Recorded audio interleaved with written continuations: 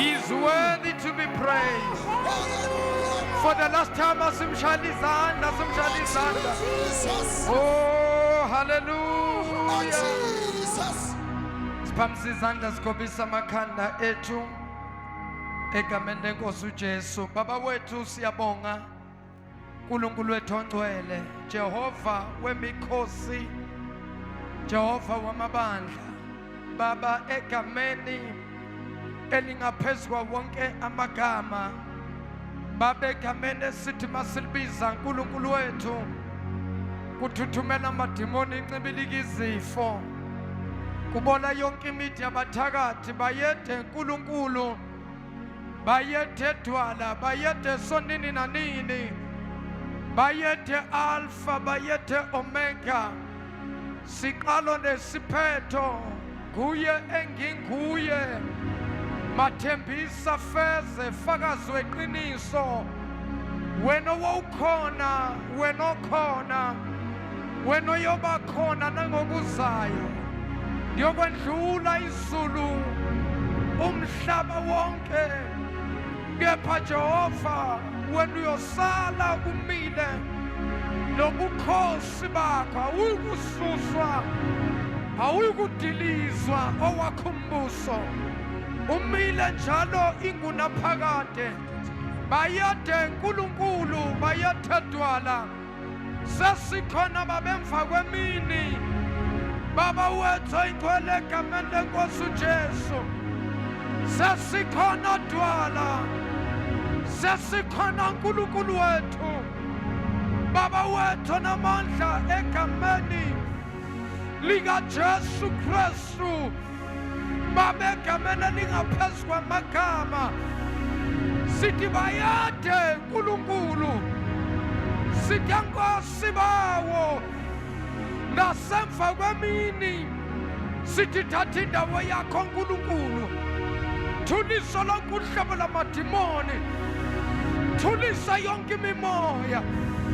thulisa iphithiphithi uxokozela, ngegama likaJesu, Baba wethu oyingcwele, phakama uNkulunkulu namandla, phakama dwala, siyancipha thina, kusukhulu phakame wena, babona amandla onke, ukungena kwethu kule ndawo, makungafani uNkulunkulu nokuphuma kwethu, bayade uNkulunkulu namandla, bayade dwala, bayade mdala wensuku, bayade alpha, bayade omega, bayade ndoda yamandla, bayade ndoda yayikhwepha, bayade mhlalaphiso magebhugebhu, wanolodwa u-Israyeli ubusuku nemini,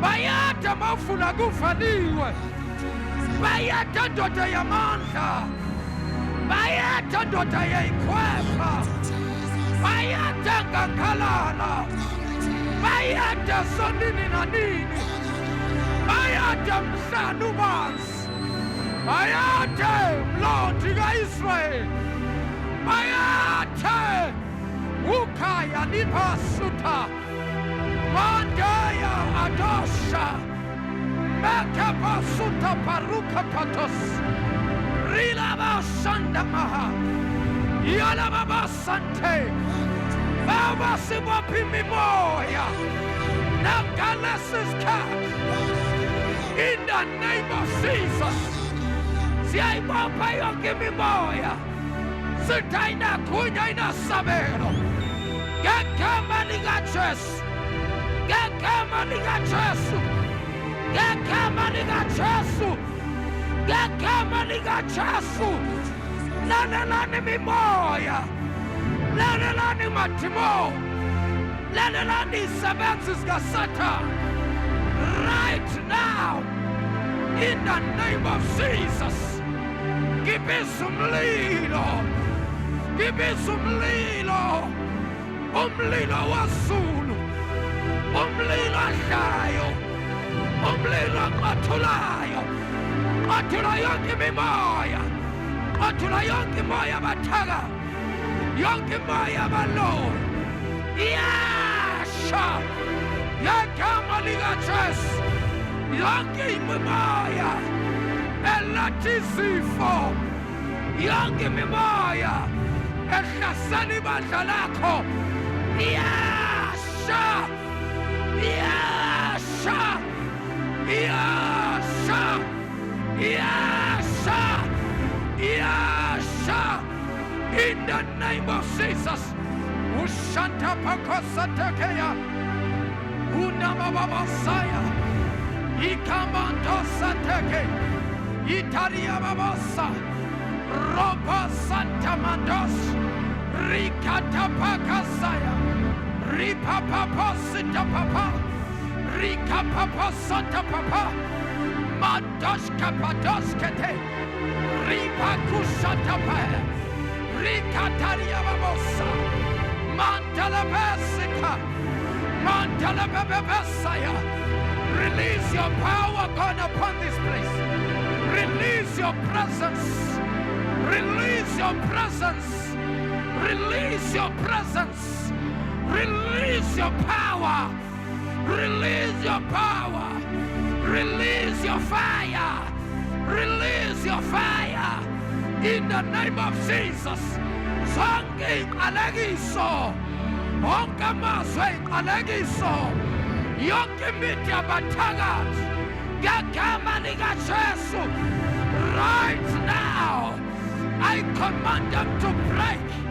I command them to break in the name of Jesus. In the name of Jesus. In the name of Jesus. I silence every voice in the mighty name of Jesus. I silence every voice of the devil. I silence every voice of demons. I silence every voice of witches. In the mighty name of Jesus, I take charge and I take authority upon every principalities, upon every powers, upon every forces of darkness. I declare and I decree in the mighty name of Jesus, no weapon formed against us shall be able to prosper. In the mighty name of Jesus, I sprinkle the blood of Jesus all over this place, all over this house, entrances. I speak the blood in the name of Jesus. I speak the blood. I speak the blood. I speak the blood. I speak the blood in Jesus' name. In Jesus' name. In Jesus' name. In Jesus' name. In Jesus' name. In Jesus' name. In Jesus' name. I bind every powers in the mighty name of Jesus. Libra kadosha takaya. Librando bosaya. Libra kadosha te. Hipakusha tapaya. Mantoka posaya. Libaba shantabaya. Libaba baba yatekebo. Yababa santapa. Rapepepe santapa kushata. Yataka masatopaya. I surround this place by fire. I surround this place by the blood of Jesus. I bind every spirit. I bind every demon in the name of Jesus. Rise up, Jehovah. Rise up, mighty one of Israel. Right now in the name of Jesus. May all your enemies be scattered in the name of Jesus. In the name of Jesus. Demon of witchcraft, I bind you, I nullify you, I curse you in the mighty name of Jesus. Right now, I arrest you in the name of Jesus. Rikabashata, Rikabashanda, Rikabasa, Rikabasate, Ripapaya Rabaha, Ripapasatapa, Rikatababasaya, Yandanabasateke. Yandana Baba Messiah, Makosikapa, Makosaya, Gikuluni Misamensi, Gikuluni Mishato, Gikuluni Zimani, Gikulama promotions, Kulama increase, Kululu Pila, ngegama likaJesu ngi-breaking alekiso, ngegama likaJesu ngikhuluma ukuphila okusegameni nasegazini likaJesu. Yonke imimoya ngiyayibopha right now ngegama likaJesu, ngegama likaJesu, ngegama likaJesu, ngegama likaJesu. Ngishisa imithi abathaka, ngishisa imithi abalowo ngegama likaJesu waseNazaretha. Baba, lithi izwi lakho asikho isikhathi esibekiwe sabekelwa thina esiyaphumelela nalimele esivukela beba wethu ey'nkweni liyakwahlulelwa ngegama likaJesu.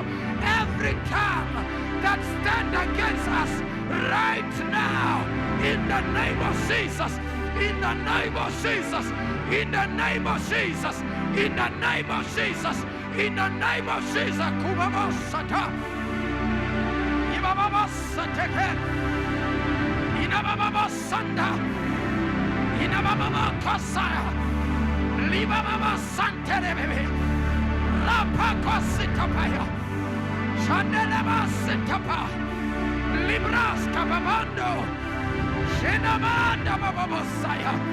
Thank you, Jesus. Thank you, Jesus. Thank you, Jesus. Thank you, Jesus. Thank you, Jesus. Thank you, Lord. Move and saturate upon this place. In the name of Jesus.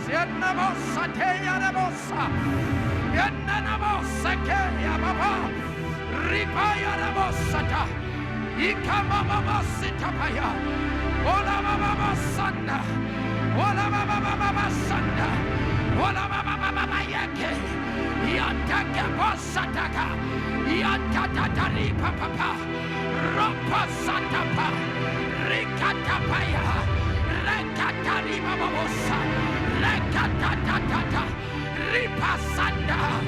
Ripa Papa Sataka, Rimando Sutabraka, Ipapa Sota Papa, Yandana Bosata, Yandana Babosaya, Yandana Babosate, Ayalama Kusata, Ayalama Messiah, Yalama Sanda, Yalama Siane, Yalama Sane, Yandaka Babo, Yababa Sandaba.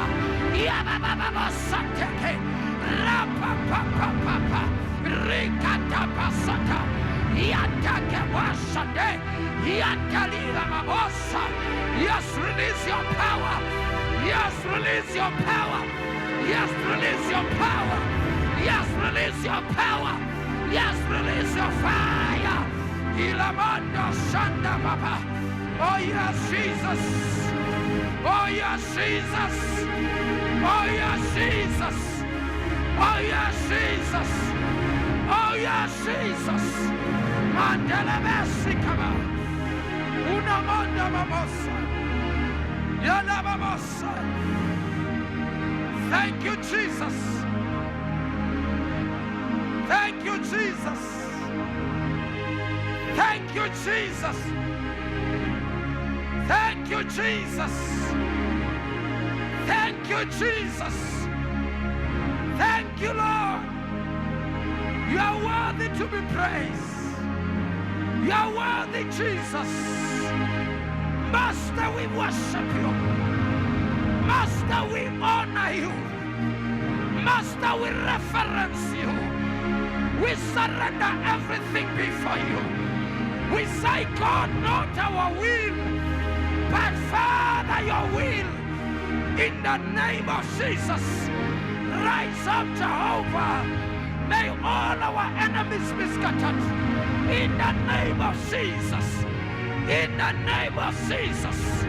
In the name of Jesus. In the name of Jesus. Expose all witches. Expose all witches. In the mighty name of Jesus, Son of the living God. Master, we honor you. Master, we worship you. We give you praise, O God. We give you glory, Father. Thou art worthy to be praised. Thank you, Master. Thank you, Master. Thank you, wonderful Counselor. Come on, let's give him some praise.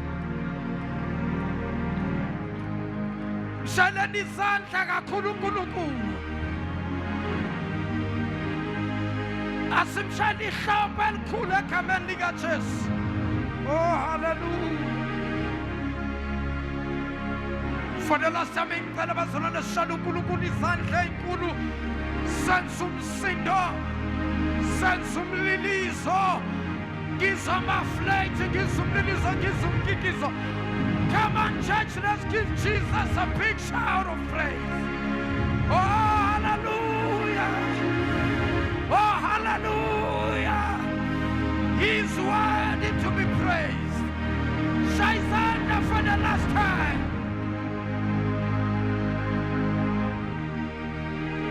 Abangu bani. Ofana nawe. Ufanelwe. Idu miso.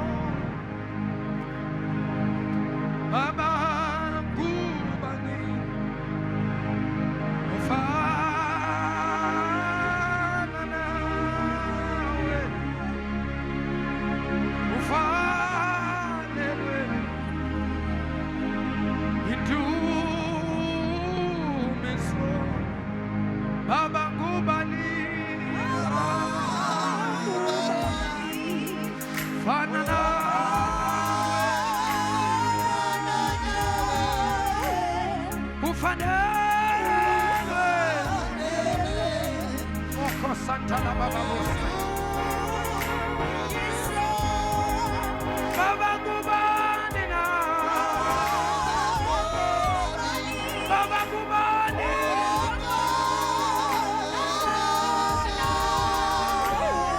Fanelwe. Fanelwe.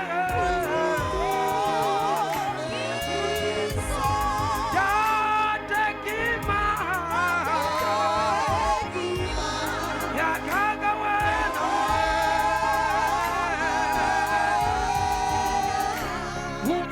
Utsanetsi. Tsanetsi mwe. Yatekima. Yakaga wena.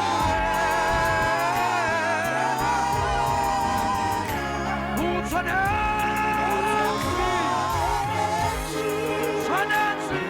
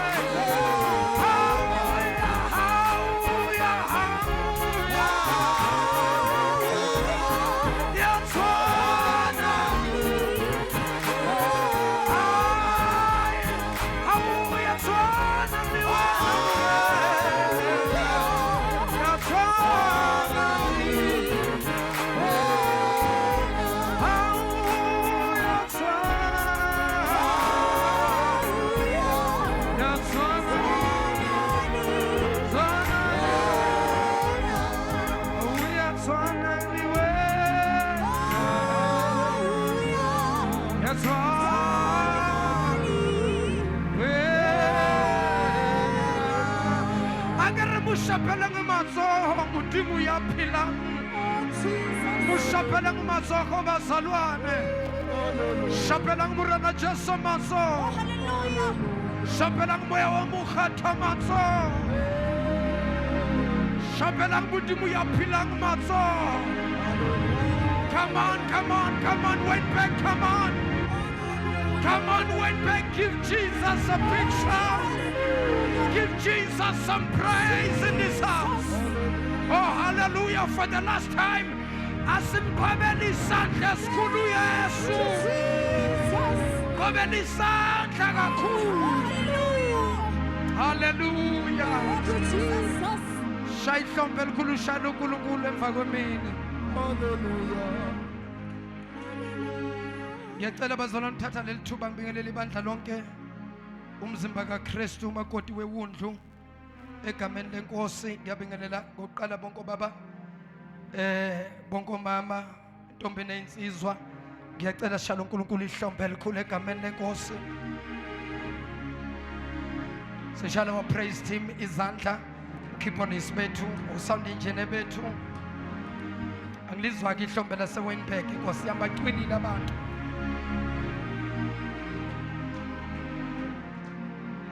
Sishale iteam yethu ama protocols ama ushers wethu bashale nezandla enkulu. Ishale our media team ihlombe elikhulu egameni lenkosi. Ngokukhethekile ngicela shale bonke abefundisi omama umfundisi isifundisikazi izandla ezinkulu. Lastly ngicela wena uzishayile izandla ngokuba khona kwakho namhlanje.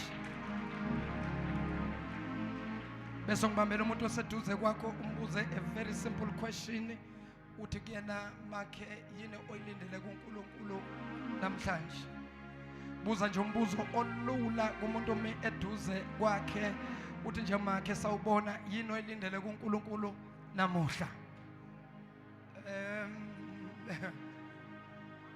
Ngibona abantu abakhuluma bathulile nje kanti indaba yethu ila ikhulumeni. Phinda futhi umbuzo uthi makhe yini oyilindele namuhla kuNkulunkulu. Mawungalindele lutho uNkulunkulu akazukwenza lutho kodwa mangabe kukhona ukulindela uNkulunkulu uzokwenza. A miracle is going to take place, a miracle is going to happen to you if you believe. Say yes Lord. Hallelujah. Akanishayela uNkulunkulu izandla. Cela sishalo baba uthabethe izandla usiphathela kahle uhlelo egameni lenkosi ethu Jesu. Mshayeleni thabethe izandla.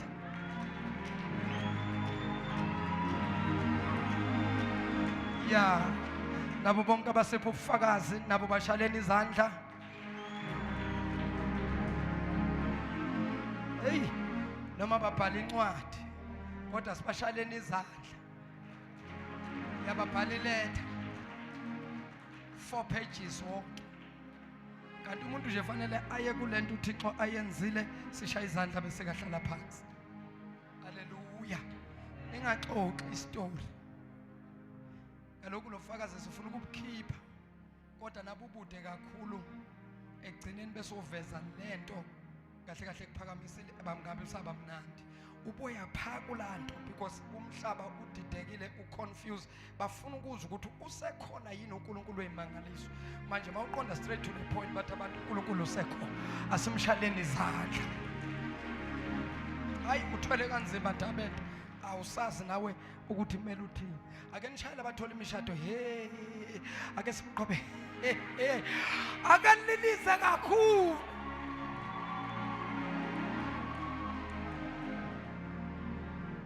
Sizayihlabelela njengasikudala lengoma ethu makoti ungewethu. Masinyane sekhona entsha manje yesilungu khona lenethi makoti oh ya nasoka ngithi uyayizwa eyesimanje ke akaniphinda lililise likikize. Singahlala phansi ebukhoneni benkosi ethu Yesu. Siyabonga kakhulu bangcwele sibonga uNkulunkulu. Ngicela ke nishale bonke omama nezintombi izandla egameni lenkosi uJesu. Hey, ihlombe lase Wynberg. Ake nishalele uNkulunkulu izandla.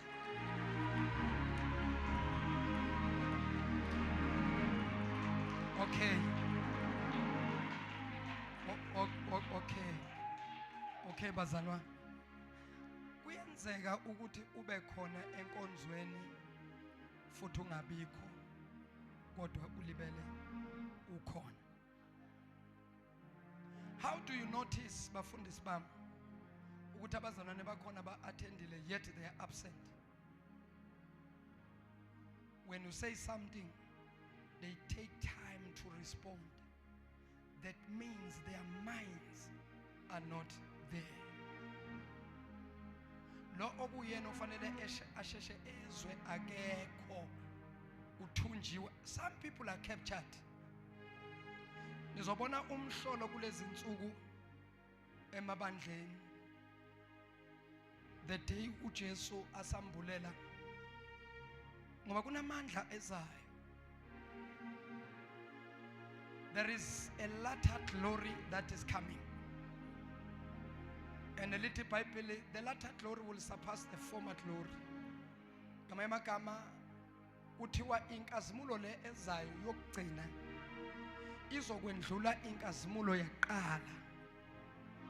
Kule nkazimulo ezayo kula uNkulunkulu azosebenza la uzobona khona ukuthi abantu bayeza enkonzweni babe khona ngesiqu ngomzimba kepha ngomphefumulo nangomoya abekho.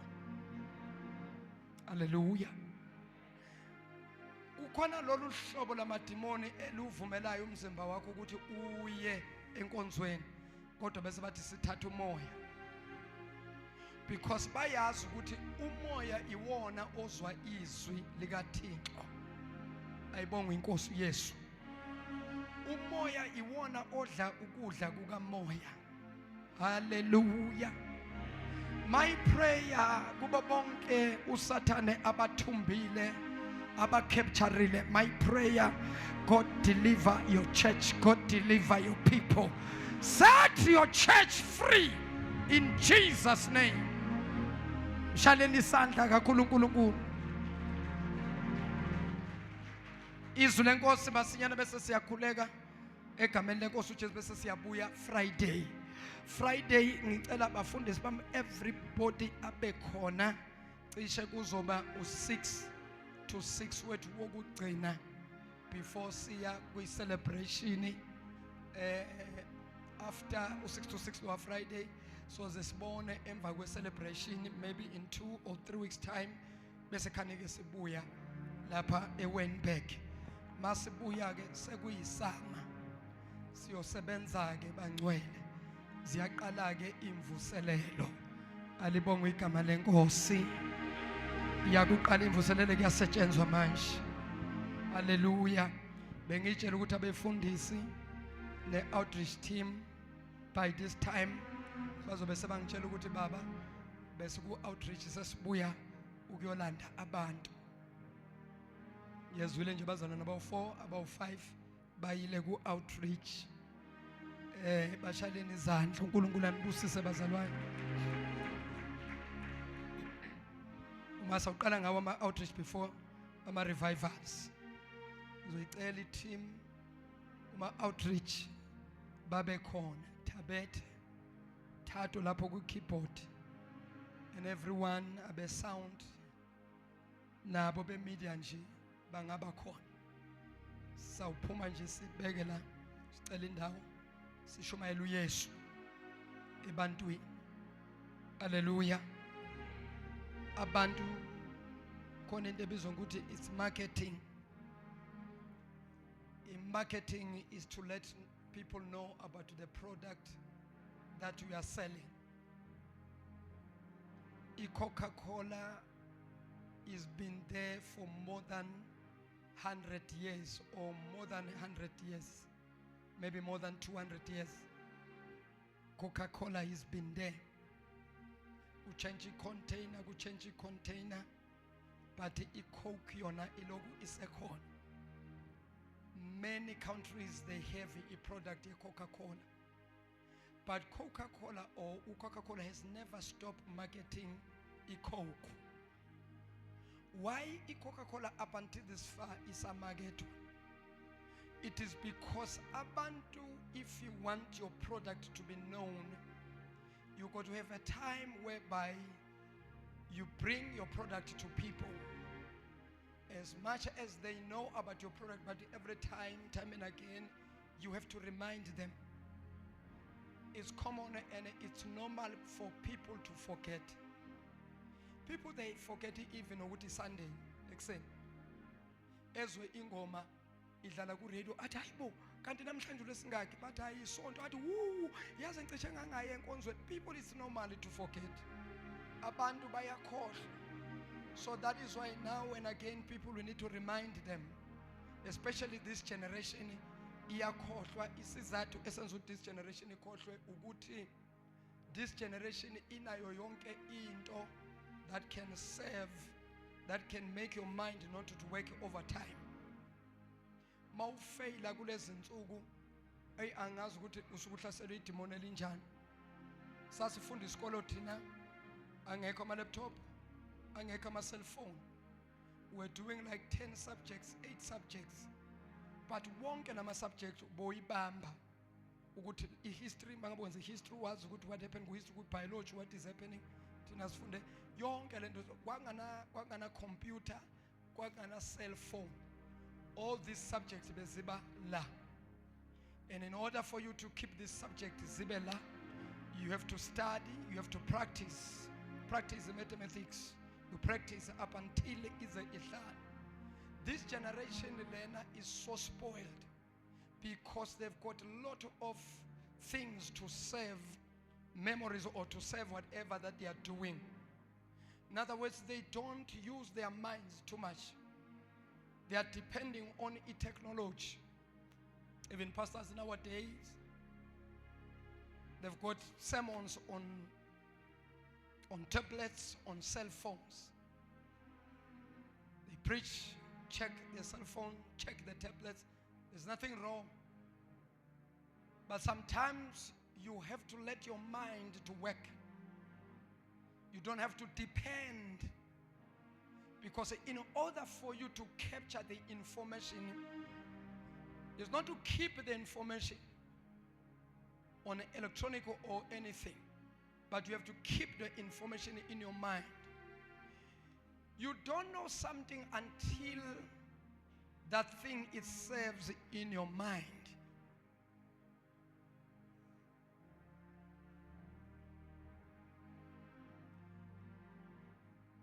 Manqeda ukusindiswa ngakazi lutho ngangifika enkonzweni ngilalele eshomela umfundisi. Only to find ukuthi umfundisi ukhulume izinto eziningi by the time ngiphuma nalokube ngubambile ngukhohlwa. So I did myself a favor by buying a small diary. Not before diary, I bought a notebook lemnyama. So every time umfundisi mangafundisa a teacher or umfundisa shumayela, I will jot down some of the points of the scriptures. I just want to show you ukuthi how spoiled is this generation and how the devil is using this thing we call it technology in a bad way, in a negative way to people. Today you've got all things. By this time, this generation, when it comes to ukuserve uNkulunkulu, they should have excelled this generation. Why? Because they've got almost everything. They can serve some information. But this generation is the worst generation. They even forget. Some, they don't know even where the place where Jesus was born. But they are Christians. Some, they don't know even a simple prayer, Our Father who art in heaven.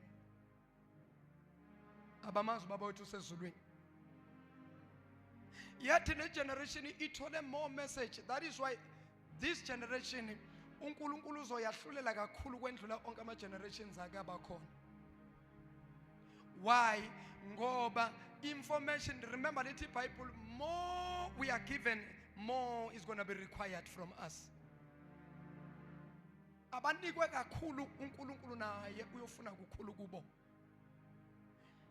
Tina, we attended when we were saved, receiving Jesus Christ. Used to buy a pen, a notebook, a small notebook.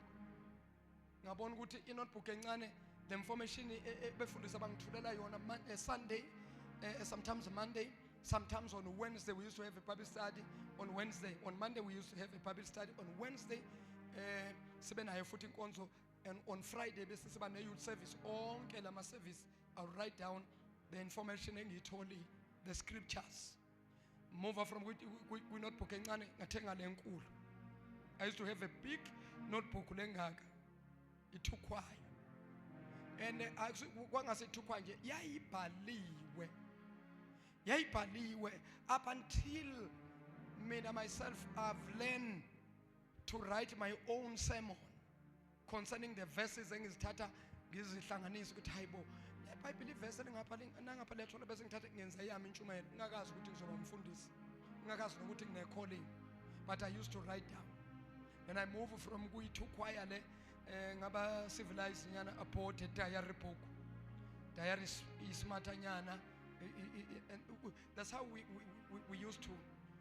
Namhlanje abazalwane, they don't carry notebooks. They don't even type on their cell phones.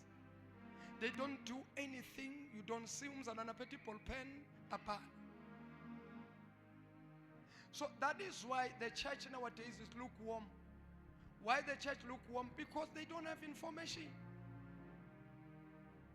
You can't keep the whole sermon umfundisi ayishumelayo in your mind. Your mind is too small. I preach for 1 hour, 1.5 hours. You can't keep that. So then what must I do, mfundisi? Write down. Go back. Go back and listen to his sermon. Repeat his sermon. Repeat it, because the more you repeat it, kunezinto ongazizwanga engizozisho manje. But masolalele inje uthi hayibo ukusho nini lokhu umpostoli asanguzwanga ke lo. That's how you learn and understand izwi likaNkulunkulu. Bazalwane, into yokukholwa akuwona umdlalo. Into yokukholwa is serious. Lalelani nginitshela ku rapture ukuthi kuzokwenzakalani before ngene kwi message namhlanje. Ku rapture akuyikothathwa the number of people who attended church. But ku rapture, i-rapture is gonna take people abanezwi likaThixo kubo. Because lithi iBhayibheli uJesu mayebuya uzoma lapha phela akasayuthinta. Uyoma phezulu lapha emkhathini lapha emafini. Uyabakhwela ihashe lemhlophe, ihashe lakhe lizobe lihamba phambili lilandelwa yi-10,000 angels ezigqoke kumhlophe. Then ihashe lakaJesu malima emafini. Icilongo lobe selikhalile lisuka empumalanga liya entshonalanga. Bese every year yonke indlebe izozwa abafile ngaphansi emathuneni bazolizwa icilongo ukhala kwalo. Liyobe nje lisuka empumalanga nje lithi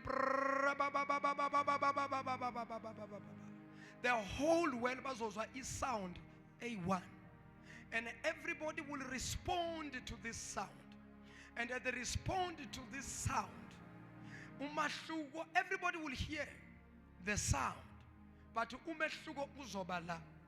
Some they will hear the sound and rose from the dead, and in fact everybody rose from the dead. But the difference is oba la. Some they will rose from the dead to remain behind. Some they will rose from the dead to be taken up. Now, masiza ku rapture yini ezokwenza ukuthi abantu bekwazi ukuthi imzimba yabo le abayigqokile le overall yini ezokwenza ukuthi umuntu ekwazi ukuphuma emzimbeni wakhe ahlangane noJesu? Yizwi likaNkulunkulu alilondile aligcinile ngaphakathi. So now my question is, kule information engaka esinikeza abantu yet still they are empty. So what is it that is gonna pull you from where you are? Yini ngoba phela abantu abazothathwa abantu abanezwi likaNkulunkulu abamukela uJesu. Ngamagama, there will be a magnet. Jesus will become a magnet. The magnet that will magnet those who have a magnet. So uJesu nakalapha kuzoba khona ishock, kuzoba khona amandla aphuma kuJesu ehle. Bonke amandla azobathinta, kodwa abanye azobathinta angeke kwenzeke lutho because abanayo le magnet. Abane magnet laba banezwi, izwi malifika kumuntu onezwi lizothi likwazi ukumdonsa. When wakwabona imagnet mawuyithintisa emalini, imali isuka phansi ithi nqantha inamathe. So kuzoba njalo ke ukubuya kwenkosi uJesu. Bakhona bazalwane? Bakhona bazalwane? Why mfundisi ukhuluma lezi zinto? Ngikhuluma lezi zinto ukuze ibandla aliqhubeke kakhulu lijule emkhulekweni futhi balifunde abazalwane izwi. Hallelujah. Funda izwi during the week. Lifunde ungaliqondi, ungali-understand. Uma ongcwele ngendlela asebenza ngakhona ungafunda izwi wena during the week. Mina mangifika la ngishumele ngezwi wena kade ulifunda. Uzuma ngani ukuthi hawu yazi lencwadi ubaba Nkosi bengifunda ngayo during the week, ubese uyayithola i-interpretation yokuthi lento ichazana. Moyo ngcwele. Friday is the night of changing levels.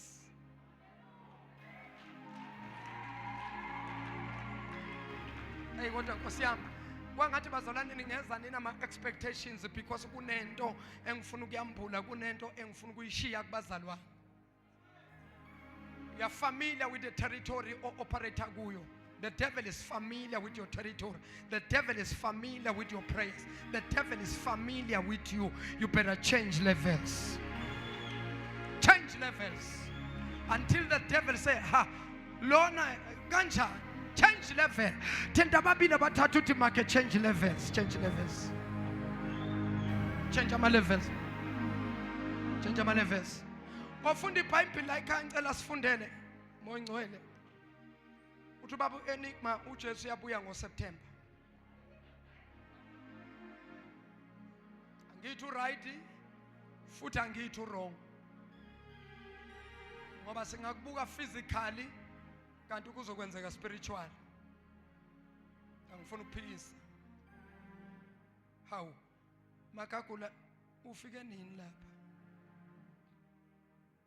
How? Nkosi yamshala izandla umntana wami eThekwini. Hallelujah. Ulapha kwi-team ye-finance eThekwini. Awuphakama nje umntana wami wave isandla. Ngiyakwazi unamahloni phakama. Phakama ubingelela abazalwane nakho ke. Ngenzeka mntana mhlambe lapha kukhulunywe ngomshado.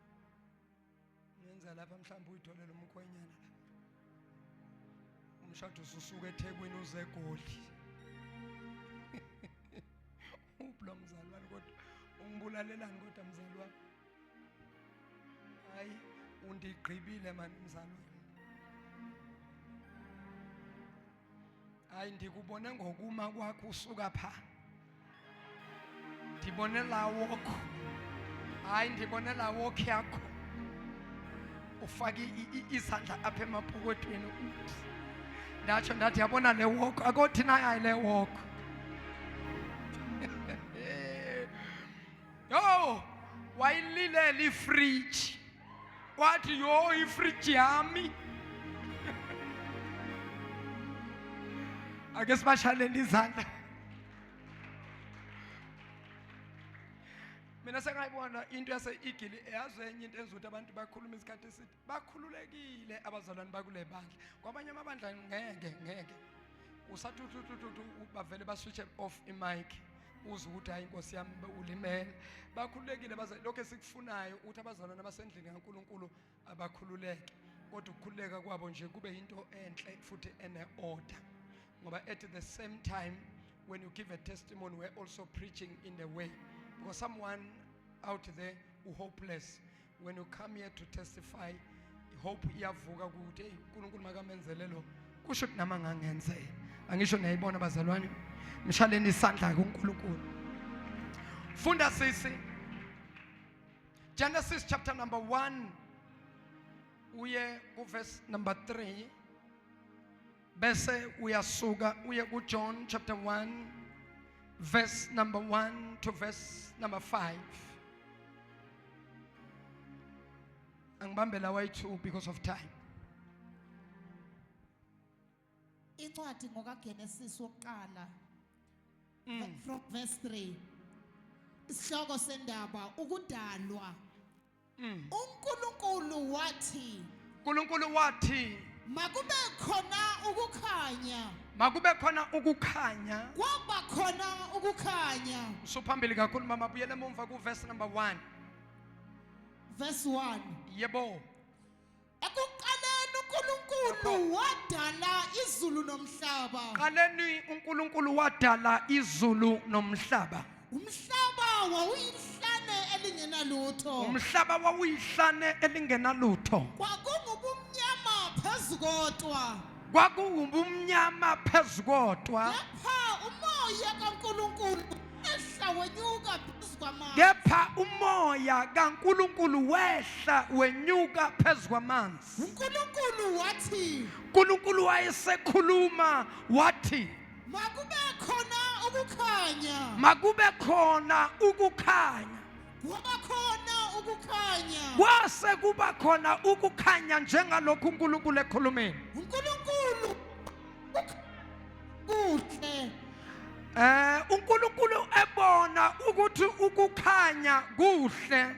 uNkulunkulu wahlukanisa ukukhanya nobumnyama. uNkulunkulu wase-separator, ahlukanisa ukukhanya nobumnyama. uNkulunkulu wabiza ukukhanya ngokuthi imini. uNkulunkulu wasebiza ukukhanya lokho la ngaphandle ngokuthi imini. Ubumnyama wabubiza ngokuthi ubusuku. Ubumnyama bona wabubiza ngokuthi ubusuku. Kwaba ngukuhlwa kwaba ngukusa usuku Kwaba ngukuhlwa kwaba ngukusa usuku lokuqala. uNkulunkulu wathi uNkulunkulu wathi makube khona umkhathi phakathi kwamanzi. makube khona umkhathi phakathi kwamanzi. Kwahlukaniswe amanzi namanzi. Kwehlukanise amanzi namanzi. uNkulunkulu wenza umkhathi. uNkulunkulu wasenza umkhathi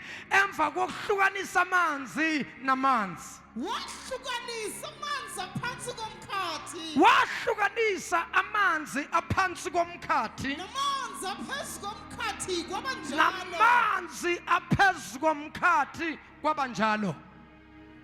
uNkulunkulu wabiza umkhathi ngokuthi izulu. uNkulunkulu wasebiza umkhathi ngokuthi izulu. Kwaba ngukuhlwa kwaba ngukusa usuku lwesibili. Kwaba ngukuhlwa kwaba ngusuku lwesibili. Ibambe lapho uphuthuma uye kuJohane sengiqedile ukushumayela. Ngiphethe nje lokho. Ngiphethe ngento eziningi. It's a simple message. John chapter 1 verse number 1 to verse number 5.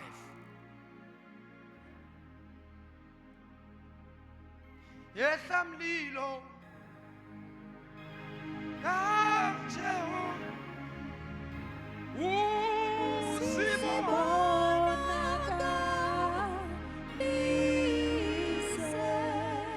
John chapter 1 verse number 1 to verse number 5.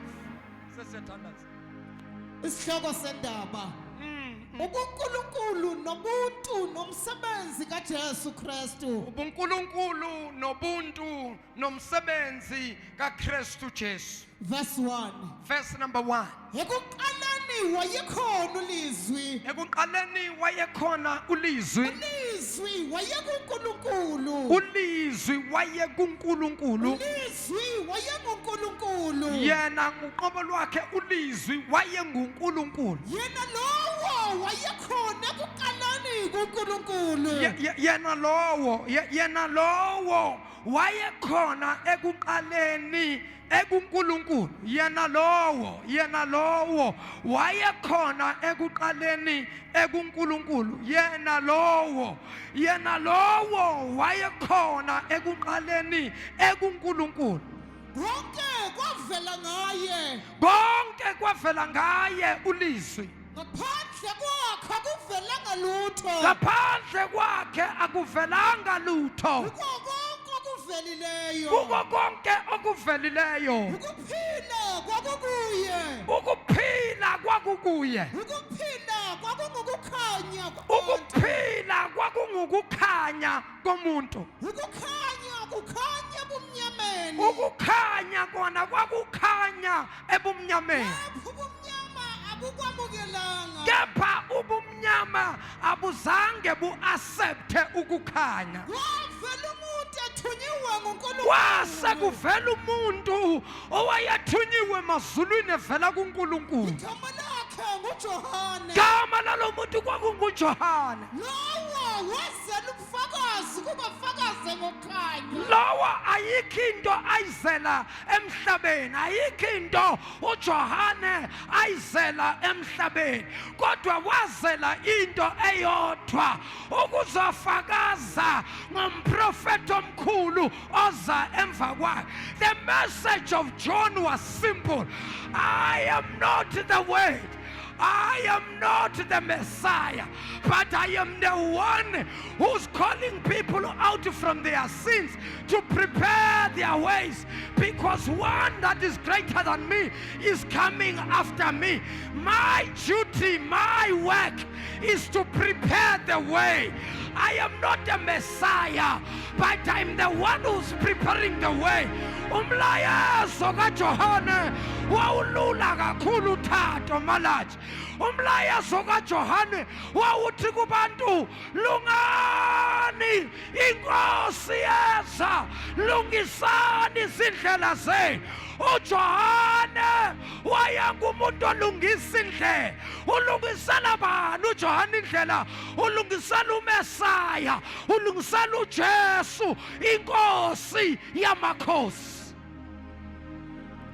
lowo wazela ubufakazi ukubafakaze ngokukhanya Loyo wazela ukufakaza ukuba afakaze ngokukhanya ukuze bonke bakholwe ngaye kuze bonke bakholwe ngaye. yena wayengasikho ukukhanya Kodwa Nkosi yami, yena wayengasikho ukukhanya, kepha wayengofakaza kepha wayefakaza ngokukhanya. kwakungukukhanya okuqinisileyo I am not a healer, I am not a deliverer, I'm not the one who raised people from death, but I'm the one who testifies about the one who raises the dead. I'm the one who testifies about the one that heals every sickness and disease. I am not a healer, but I'm the one who testifies about him that raises the dead. I am the one who testifies about those who are sick, those who are dead. I am here to give a testimony that Jesus can raise you up, that Jesus can heal you, that Jesus can deliver you. I am not Jesus, but I am the one who's telling people to say Jesus is the same yesterday, he's the same today, he's the same forever. He is the unchanging God. He's the same yesterday and today and forever. He is the one who was and is the one that is to come. Angisiye uKristu, kodwa ngingofakaza ngoKristu, ngingofakaza ngamandla kaKristu. Ngiyakholelwa amandla eBhayibheli, ngiyakholelwa amandla lelizwi, ingakho ngikhuluma ngalo, ngoba ngiqale ngakholwa kuye, ngawabona amandla akhe ashintsha yami impilo. Ingakho ngizotshela abantu ukuthi lo ngimkhonzayo uyayishintsha impilo yomuntu, lo ngimkhonzayo uyayivula iminyango, lo ngimkhonzayo uyabakhuza abathakathi, lo ngimkhonzayo uyayibreak inqalekiso, lo ngimkhonzayo. Kadalela sis, verse 9 bika ulungisa isound yakho. kwakungukukhanya okuqinisileyo Lona wayengukukhanya okuqinisekileyo, okukhanyisa wonke umuntu okukhanyisa wonke umuntu. Yekela sizoyibamba ngelinye la, hamba kuRevelation chapter 1 verse 1 sesiyavala. Verse elilodwa nje, Sungasipha nje ipasela ngoverse 2. Revelation chapter 1 verse number 1.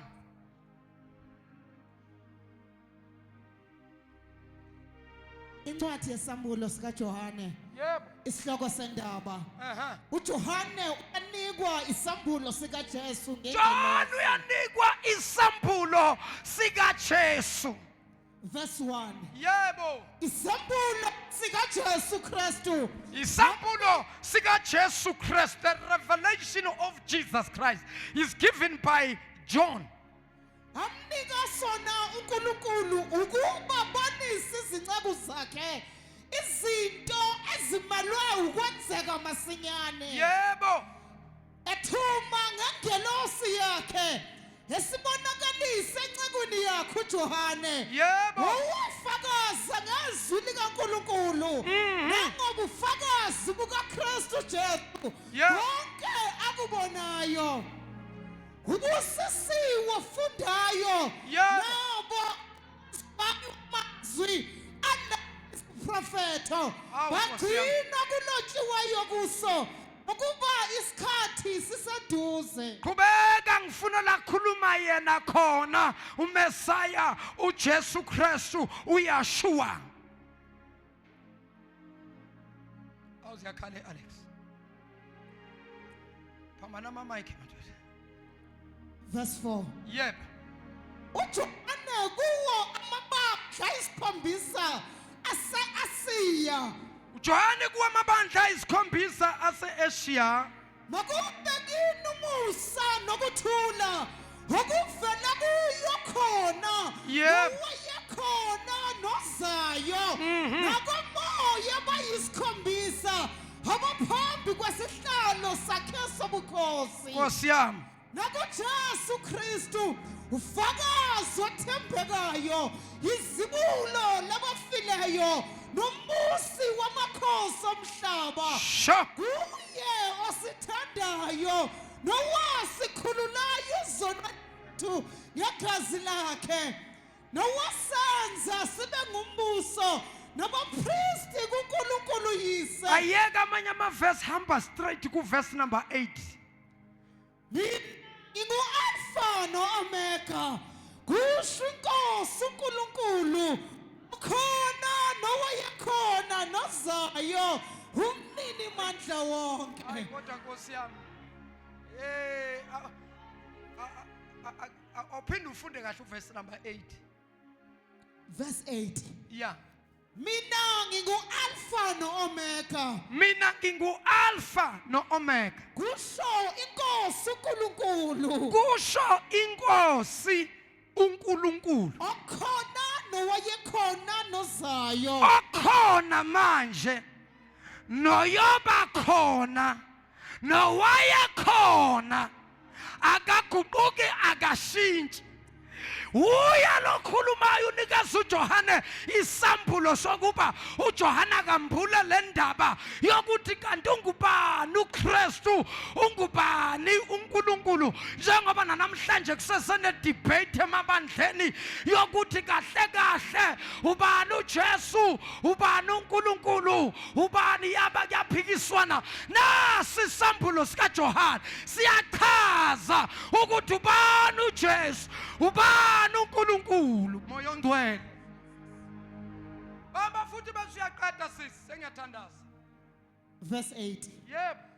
Mina ngingu-Alpha no-Omega. Mina ngingu-Alpha no-Omega. Kusho iNkosi uNkulunkulu. Ku-underline eBhayibhelini lakho lokuthi kusho inkosi, u-underline inkosi uNkulunkulu wakho.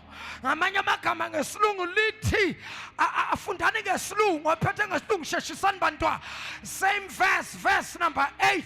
Funda verse number 8. I am the Alpha and the Omega, the Lord your God. Funda masinya Nkosi yami. Sengifuna ukada kulo 10 minutes ngikhulula abantu. Okay kangaka school fees Nkosi yami.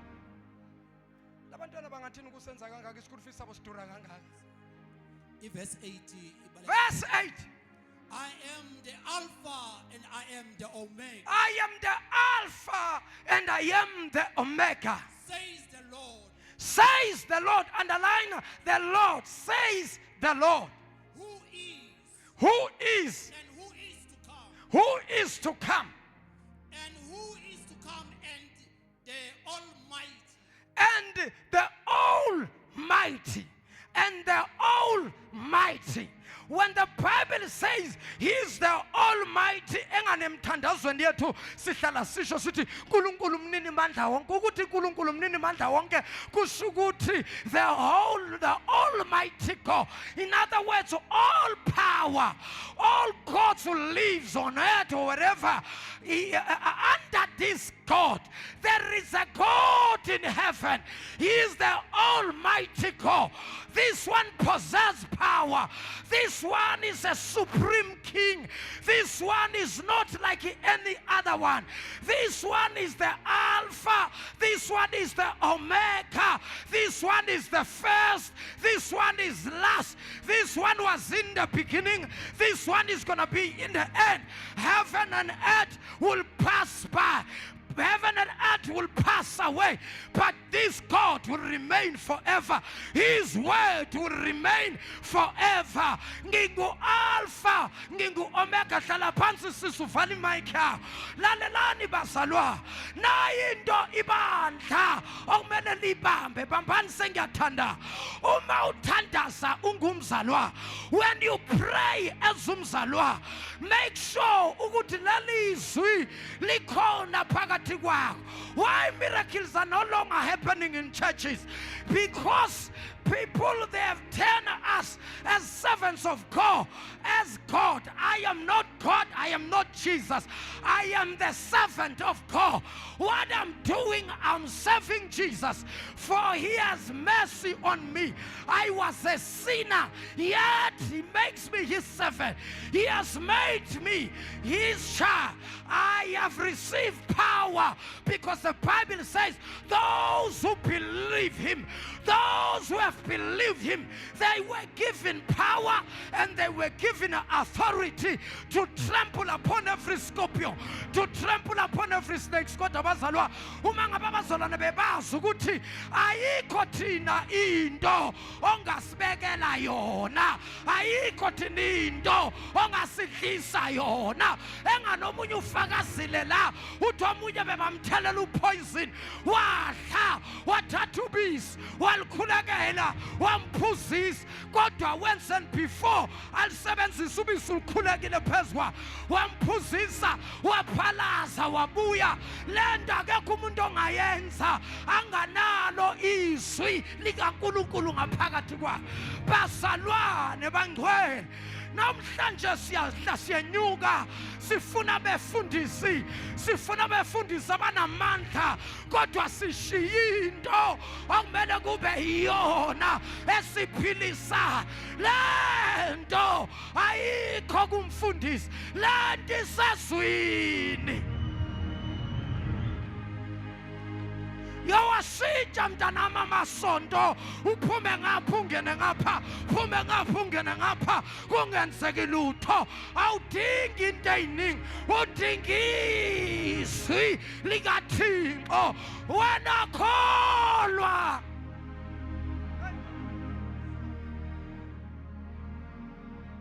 Dinga izwi mzalwane. Hey, kusho labantu bebathungela amadimoni impela la. Ngiyazwakala? Niyangizwa kahle? Mina azangizizwa.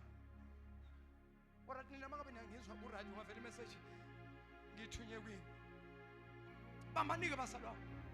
Sambula uKristu kulensuku zokugcina. Before siba confused, ngoba baseza abadukisi abahamba ngamanye amandla stronger, abazokwenzela imangaliso, abayovusa even nabantu abafile. Then many people, they will be led away from God. Simply because people, they have performed miracles, raising the dead. People, they will begin to believe that this man is a man who's called by God. And these are the false prophets of this last hour. That is why the church need to wake up. This is a wake-up call to all remnant of God out there, to all the remnant. Basalwa silibandla lenzali asikwazi ukulahlekiswa nokudukiswa nje. Into yethu incike ezwini, sihlele ezwini likaThixo. Asifuni ukunyakaziswa ezinye izinto, sibambizwi.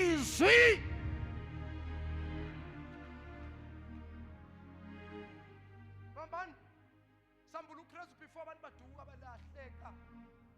Bukani uNkulunkulu kodwa muhle uNkulunkulu. KuGenesis incwadi oqala eBhayibhelini lithi iBhayibheli eqaleni umhlaba wawuyihlane lingenalutho, umoya kaNkulunkulu waheleza phezu kolwandle, wehla wenyuka. uNkulunkulu wabesekathi akube khona wathi uNkulunkulu akube khona ukhanya kwaba khona. Usiya introducewa kwi-system yezulu, how God performs his things, how God uses his way, how God performs miracle, because it's a miracle to call fish out of waters. It's a miracle to say let there be fish in water, and then there appears fish in water. That is a miracle. It's a miracle for a grass to come out of the soil. It's a miracle. It's a miracle for a tree to come out of the soil. It's a miracle. It's a miracle for a mountain to come out of the Barcelona. It's a miracle. It's a miracle. Umangaliso umhlaba ongenalutho kepha uveza izinto. Isimangaliso lesi bambana indaba engifuna ukukhuluma ngayo.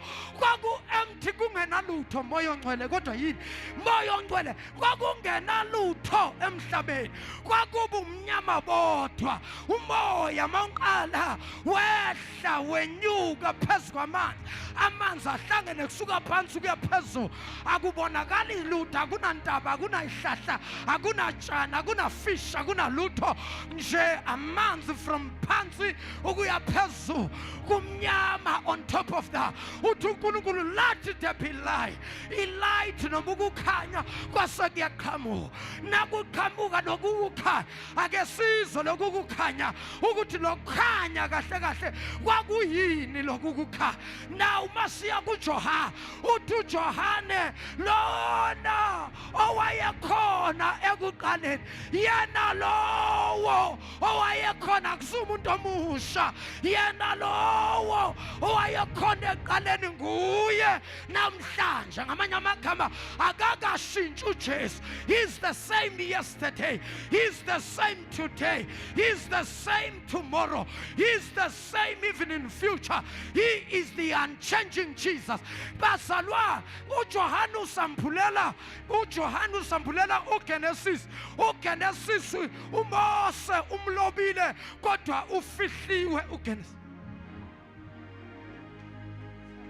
Ufihliwe uGenesis. Masufunda kahle iBhayibheli, uGenesis kahle kahle uyisambulo simboziwe, bese kuthi isambulo iRevelation uGenesis ambuliwe.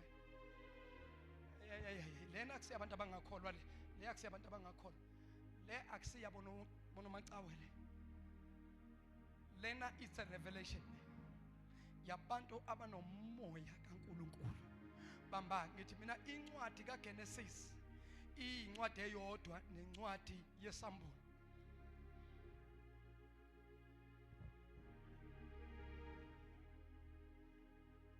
Bakhona abantu la uRevelation incwadi yokugcina eBhayibhelini iuGenesis esembuliwe.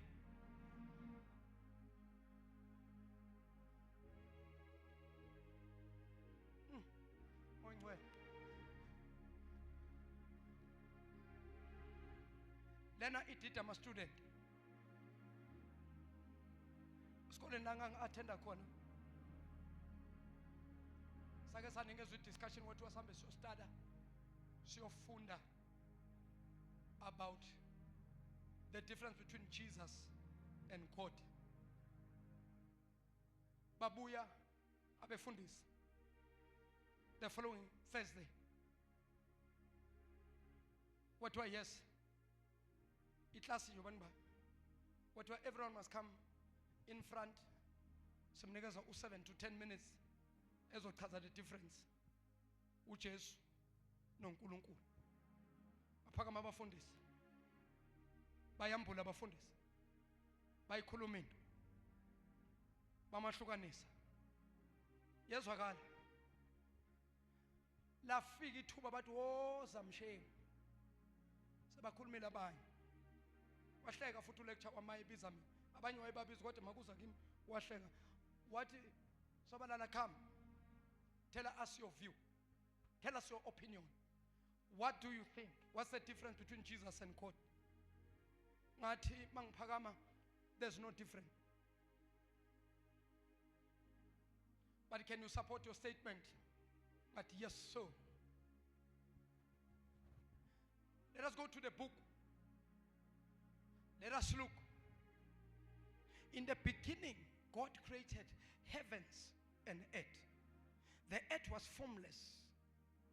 The earth was shapeless. There was dark all over the surface.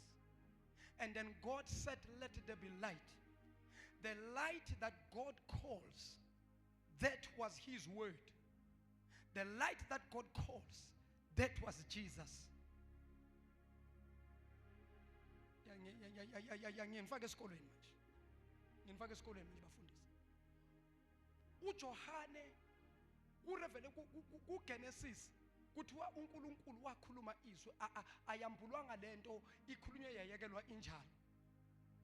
Ngoba wayengekho umprofeti owayangambula isambulo. This is a revelation. I-revelation. Bambani sengiyothandaza. Mamzalwane nje fanele ukwazi lokho.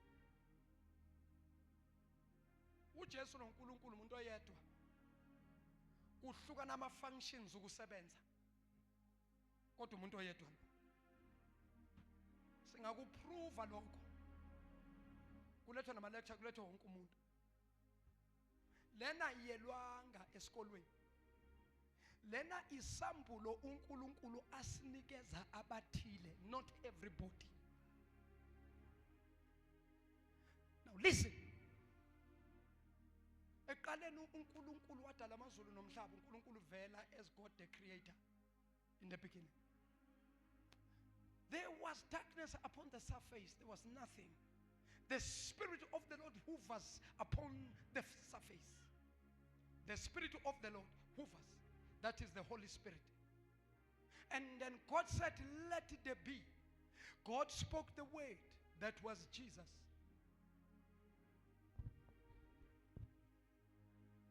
Lazela confuse ibandla. Ngaze ngibona confusion engaka. Ngenzela abazalwane mabayothandaza bazi ukuthi kuthandazwa kanjani. Ngoba into enza ukuthi umkhuleko wakho uphenduleke yizwi likaNkulunkulu olilondile ngaphakathi kuwe. Ulizwi. Angithi eqaleni uyavela. uNkulunkulu wayesethi makube khona ukukhanya. uJohane nangu yasho uthi lokhu kukhanya mina ngisikona ukukhanya. Kodwa mina ngingofakaza ngokukhanya. Ngamagama uthi uJohane lo engikhuluma ngaye lo oza after me, because uJohane umprofeti wokugcina eBhayibhelini ngaphambi koba kuzalwe uJesu. Ngamagama uJesu noJohane bayalandelana bayalamana. That is why most last week ngithatha umama ngamisa la, ngathatha intombazane ngayimisa la. Phakathi kwamama bekukhona uJohane, and then phakathi kwentombazane kukhona uJesu. Now uJohane was the last prophet before the birth of Jesus. That is why there was this kicking inside. Jesus was saying to John, go now, the time is now. Go and pave the way because I'm coming. Hamba Johane ngoba sengilindele ndoda ukuphuma. Abantu bazi izwi elakhulunywa. Kodwa manje abantu sebafanele bazi izwi elaphila lahamba phakathi kwabantu. uJesu ke lo izwi likaNkulunkulu uJesu mangabe evela engulizwi eqaleni nangu uJohane sekamambula uthi uJohane eqaleni ulizwi wayekho, ulizwi wayenoNkulunkulu, ulizwi waye kuNkulunkulu, ulizwi ngaye zonke izinto zada. Ulizwi wathi makafika yena lowo wayengukukhanya. Mangabe ulizwi wayengukukhanya, ngalesikhathi uJesu athi kuGenesis makube khona ukukhanya, in other words uJesu uNkulunkulu, he was calling Jesus, let there be light. uJesu appear, maka appeara uJesu ubumnyama basuka. Uthi uJohane yena wayeze ukuletha ukukhanya. Ngamanye amagama, the appearance of Jesus on this world, it was to bring the light of God. It was to manifest the power, the presence of God. In other words, Jesus came so that men must know that there is a living God. Lithi iBhayibheli weza kwabakubo abakuba bangamamukela, kodwa kulaba abamamukelayo baphiwa amandla wokuthi babizwe ngokuthi bangabantwana bakaNkulunkulu. Ithina ke laba esasikude nesiphambano, wathi uJesu nakashunyayelwa sangayiqinisa inhliziyo, samamukela uJesu, samthatha uJesu. Namhlanje ngikhuluma nje, angiyena umJuda, ngingumZulu, kodwa ngikhuluma ngoJesu owanqatshwa amaJuda. Athi amaJuda kusiyo uMesaya, kodwa kithi sambona uMesaya, sambona eshaywa, sambona edatshulwa, sambona bethelwa esiphambanweni, kodwa saphinde sambona evuka ngosuku lwesithathu. Wanqoba ithuna labekelwe eceleni itshe, wavuka uJesu, wahamba ey'tratweni, wakhuluma, wathi hambani nibatshele ukuthi siyohlangana eGalile. Hey, yavuka inkosi yamakhosi, wavuka umbusi wababusi, yabazalwa umehluko phakathi kwey'nkonzo ezikhona ey'landelwa abantu, umehluko phakathi kwazo nebandla likaJesu. Ibandla likaJesu losimlandelayo akekho emathuneni, asikhonza uNkulunkulu ofile, kepha losimkhonzayo uyaphila njengamanje positionally. Lithi iBhayibheli uhlezi ngakwesokudla sikaNkulunkulu umnini mandla wonke. Ngamanye amagama, njengamanje uJesu uhleli on the right side, on the right hand of the Father. Why Jesus is sitting on the right hand? Because he is in authority. The right hand means he is in power, he is in authority. Hey, bazalwane bamphana, lo simkhonza akafanga.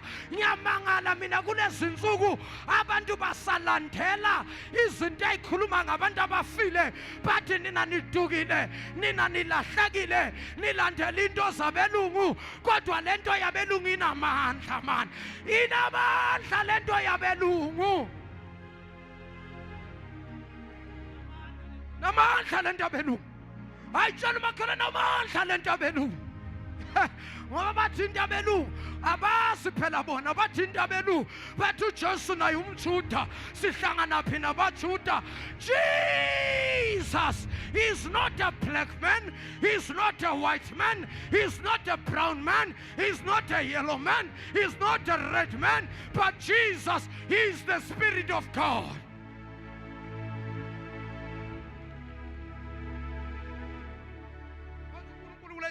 Ungabe na revelation uzolahleka.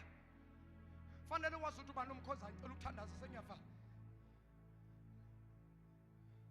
Eqaleni ulizwi wayekhona, ulizwi wayeNkulunkulu, ulizwi bese ba specific mayifika la ithi ulizwi wayenguNkulunkulu. The word was God himself. Sambulo lesi. Isambulo lesi. Ndiyani mfundisi, mawuthi ke uJesu ube uNkulunkulu angulizwi.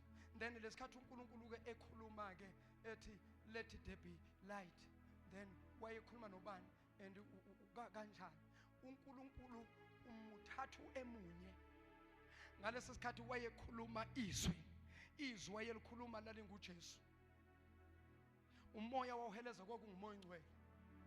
Bakhona abazalwane namhlanje, bakhona abangcwele namuhla, bakhona abangcwele. Niyomangala nanifika ezulwini, abaningi nabafika ezulwini bazobona uJesu nenwele ezinde bese bathi ke babone amanxeba, abanye bawabona amanxeba ngoba uyobefana nengilosi, nathi sobe sifana naye. Njengoba mayehamba nabafundi bakhe yayidida lento ukuthi imuphi phakathi kwabo. That is why uJesu makayobethela kwafuneka umuntu ophakathi kwi-camp kaJesu ozokwazi ukum-identifya kahle emchaze, ngoba abantu ababuya from outside bebangabulala uPetro becabanga babulala uJesu. Kwafuneka umuntu ophakathi la. Bazalwane, into yethu ukuze abathakathi bakwazi ukuyithola izokhishwa abantu hayibo abakhona la. Ngeke umthakathi asukele. Asethu uPetro wayesethu uJudas Iscariot, lo ngizothi nangifika kuye ngimbambe ngimhage bese ngiyamanga lapha esihlathini, uyena ke lo. Kanti ngaleso sikhathi enze njalo, he was selling Jesus to the Pharisees. The kiss of betrayal. He kissed Jesus. Kanti that kiss, it was to betray him. It was to identify what this is the one. He never kissed the other disciples. He just kissed Jesus. He was selling him out. Sheshisa Judas Iscariot. Isikhathi sakho sifikile ukuze indodana yomuntu iphelelise lokhu exile emhlabeni. uJesu akazange aphathwa uvalo, akazange wesaba. He was ready to face the cross. Oh, what a mighty God we serve. What a mighty God we serve. Pastor, he was ready to die for my sins. He was ready to die for your sins. Pastor, sifelwe safukelwa inkosi. Vala manje shabalala. Uyabezwa abantu mama ngabe abayibambi into. That shows the shallowness of the church. Sinabazalwana abangajuli nishalo.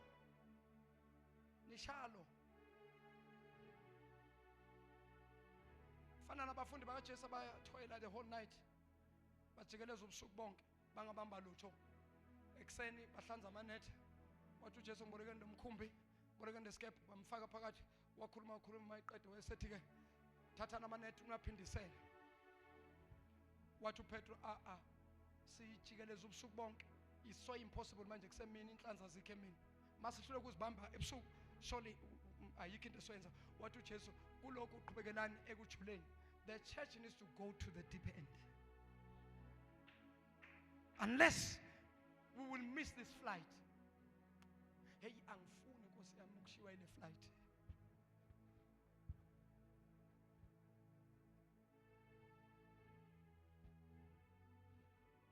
Revelation uyavala. Ncwadi yokugcina eBhayibhelini ushawa istembu. Nangu uDaniel uyayibamba lemfihlakalo ufuna ukuyambula uthi uNkulunkulu don't open the seal. Don't open that seal. This is not for this generation.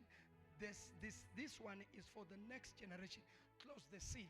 Ukhona ozombula wavela kuJohane. uDaniel wayethu uyayambula lemfihlakalo echaza imibuso yamakhosi. Wathi uNkulunkulu vala Daniel. Le akusiyo lesizukulwane, isizukulwane esizayo. Ukhona already mina sengimkhethile ozombula avula. Uyaqhamuka kuJohane. Usembula the book of Revelation. Ukhona la athi uJohane khona nalapho nginikezwa izincwadi kwaba khona incwadi engathi nangithi ngiyayevula, ngathi ngiyayembula, ngathi ngiyavula. Wathi okhulumayo akekho oyakwambula leyo ngaphandle kukalizwi. Bakhona abangcwele, bakhona abazalwane, bakhona abazalwane. Bambanike abantwana benkosi sengiyavala. Bona abantu nasebanikela nje basho ukuthi ke sesiyahamba mfundisi. Bambanike. Now uNkulunkulu usambulela naye imfihlakalo. Ku Revelations uyavela uJesu makavela uthi I am the Alpha and the Omega. Ubani uAlpha noOmega? Ubani isiqalo nesiphetho? AkusuNkulunkulu. Then why uJesu athi I'm the Alpha and the Omega? Ngophela uJesu akasonkulunkulu indodana kaNkulunkulu. Why Jesus said I'm the Alpha and the Omega? uJesu sesinikeza isambu. That is why ethi owazi mina wazi ubaba, owazi ubaba wazi mina, obone mina ubonile ubaba. Ayikhuluma indida madoda namhlanje. Engazi ukuthi kanti bazalwane nisele kangaka. Angivale ngokuthi ulizwi lo wayekhona, lo wayengakalotshwa phansi, lona wayekuNkulunkulu ngaphakathi, wayela mayethi uNkulunkulu let there be light, lo uyena wayenza umsebenzi. Remember, God is the mastermind. Yonke plan uyena odrawayo. But ukuze kutholakala umuntu ozo execute kahle iplan, ufuna umuntu ozokwazi ukufunda iplan abona ukuthi okay, the structure kusho ukuthi sokwakhiwa kanje na kanje, bese lento lo muntu yena odrawayo akezi ukuzokwenza la. Yenziwa umuntu okwazi ukufunda ebona ukuthi okay makunjena amakhona la ukuyalena. So Jesus was that person who took the plan of God and study and look at it. But okay, I'll do this. Nikwana bazalwane. Now, izuke nalike semvala. Why mikhuleko yabazalwane ingaphenduleki? Why sithandaze sifaste sizila ukudla sinikele kodwa still asibusiseki? Ushada uqobo, ushada izwi, ushada amandla, ushada presence, ushada yini eshoda? Why nakufika abantu esingakhonzi nabo bafika namhlanje ehlala umuntu enimamele izwi, next week abuye nofakazi kodwa thina kudala silithola izwi la? Why? Lafikayo fika wavula inhliziyo walalela into eshiwo umfundisi, walithatha izwi wathandaza, into eletha umphumela noma ama results yizwi. Once wathatha lelizwi laba la, mawuthandaza uNkulunkulu akakwazi ukukuncintsha. Why? Ngoba yonke into ezulwini, yonke into emhlabeni uNkulunkulu uthathe wayinikeza uJesu. Now uthandaza wena ukhuleka, kufana nokuthi kukhuleka uJesu. uJesu yena ocela kuNkulunkulu. So there's no way yokuthi uNkulunkulu angancintsha uJesu. Yonke into uNkulunkulu unikeza indodana. Ngamanye amagama onendodana, that's why lithi iBhayibheli onendodana unobufakazi. Ngamanye amagama nawulonde izwi likaNkulunkulu, whatsoever that you shall ask in my name it shall be given unto you. Whatsoever that you shall ask in my name it shall be given unto you. Ngamanye amagama onezwi likaNkulunkulu akakwazi ukuthandaza uNkulunkulu angamenzela cela. Onokholo, okholwa izwi, ogcine izwi, unobufakazi. Ngalezwi bazalwane, ngalezwi siyanqoba, ngalezwi siyakhanyisa, ngalezwi siyafula, ngalezwi siyaphilisa, ngalezwi siyakhulula. That is why ethi iminyango evaliwe akekho yakuyivula, kodwa mina ngiyavula. La kuvalwekho mina ngiyavala, la madimbona avulekho bazalwane yizwi likaNkulunkulu. Ayikho enye into, akunamhlolo, akunasimangaliso, kepha yizwi likaThixo. Ilona igama esithi nasilibiza amadimoni ayathuthumela, abathakathi imithi yabo iyabola, iyaphupha. Uma ngabe sibiza izwi likaNkulunkulu namhlanje, ngifuna ukuprova kuba namhlanje I want to declare, I want to prophesy.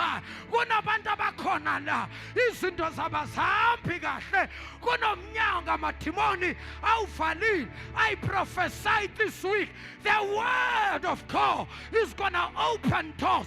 I don't know ukuthi yini le abathakathi abayivalile against wena. Alibandla liphakame sesiyathandaza. Shabroka sataba zeprento shekepanto lipapa suta papa zika papa satepe rapa santaria rika po santepe ripapa suta papa rikatapa sataria ropo santapa yantekemo shata bambalendo bambalendo bambalendo bambalendo bambalendo ofisa uNkulunkulu akwenzele yona. Mina sengikhuluma naye, sengithumela izwi ngegama likaJesu. Bamba lento ofisa uNkulunkulu akwenzele yona. Omunye ufuna umsebenzi, bamba lo msebenzi. Omunye uyagula, bamba ubeka isandla la kubuhlungu khona. Omunye baba udinga ibhizinisi, omunye udinga ithanda, omunye udinga imali ziboshiwe. Bamba sengiyathanda, bamba sengiyakhuleka ngegama likaJesu. Sengidedela amandla ezwi, sengidedela umlilo ngegama. Omunye akalala ebusuku hlushwa yizinto zabathakathi, hlushwa zilwane zabathakathi. Ngiyathandaza right now, ngiyakhuleka right now. Bamba bamba bamba bamba bamba bamba bamba bamba bamba bamba. Nawe amandla, nangu uNkulunkulu. Yahamba hamba phakathi kwale ndawo, phakamisizana, phakamisizana, phakamisizana. Baba, egameni likaJesu ngiyathandaza. Sibonakalisa uNkulunkulu nalifa lakho naba bantwana bakho moya oyingcwele njengasemandulo la waheleza khona phezu kodwa. Phinda futhi uheleze, heleza, heleza ngegama likaJesu. Break, break, break, break, break, break, break, break yonke imimoya in the name of Jesus. Vula amavula kuvali shandele bosa ikapaposate ngamakhosaya. Ngiyayikhulula imisebenzi, ngiyayikhulula izimali ngegama likaJesu.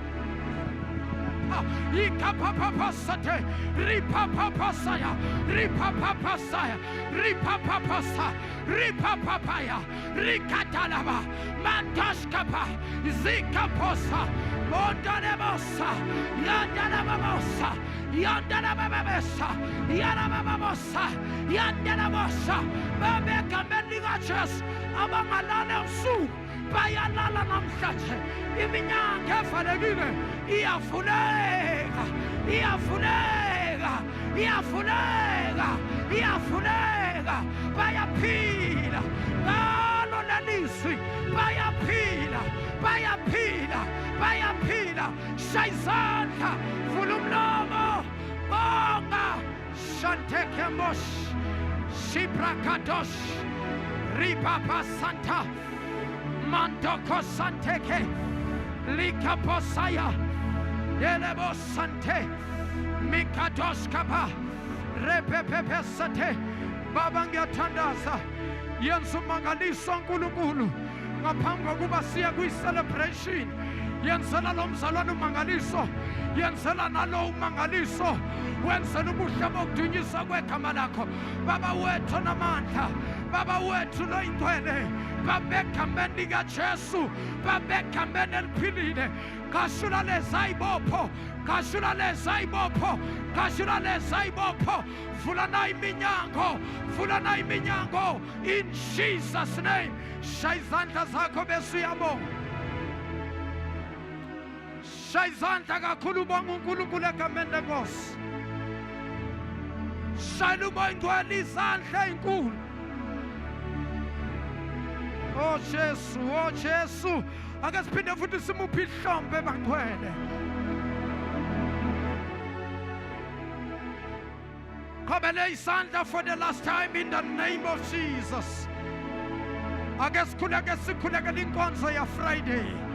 Baba wethu namandla onke egameni lenkosi uJesu. Na inkonzo ya Friday nkulunkulu. The night of changing levels. Baba egameni lika Jesu. Baba egameni elingaphezu kwawonke amagama. Baba siyathandaza. Ithwale lenkonzo nkulunkulu. Tshentsha ama-levels empilweni zethu ngegama lika Jesu. Baba simelana nemimoya yonke sithi Nkosi ayinagunya Baba kayinasabelo in Jesus name. Father, we thank you. Father, we bless you. We give you glory, God. We give you honor, my Father. In the mighty name of Jesus, the Son of the living God. Rise up, Jehovah. May all your enemies be scattered. In Jesus' name. Cela simshayele izandla, cela simshayele izandla, cela simshayele izandla. God bless you. Ningahlala phansi imzuzu emibili. Egameni lenkosi inkonzo yethu sefinyelela emaphethelweni. Bonke ababukeli bethu abasibukele emakhaya kuzo zonke indawo. You are following us, you are connecting with us, you are supporting us. Mark these dates, remember these dates. On the 6th to the 7th of September, we are having a celebration where Eagle Mountain Prophetic Ministries will be celebrating the season 4 esingena kuyona. Nkulunkulu Musa akubusise 6-7, remember the date, 6-7 September 2025. The place is number 17 Milner Street, South Beach, Durban. Nkulunkulu Musa akubusise. Sow your seed, give your offering. Man of God, I'm so blessed by your word, by your sermons. I want to take this opportunity and tap into this anointing. If you will do so, God is going to open doors for you. May the good Lord bless you as you are watching and connecting with us. May the anointing of the Holy Spirit works and open doors for you in Jesus' mighty name. I am your apostle, MJ Shabalala. I salute you. God bless you. Cela simshayele isandla esikhulu.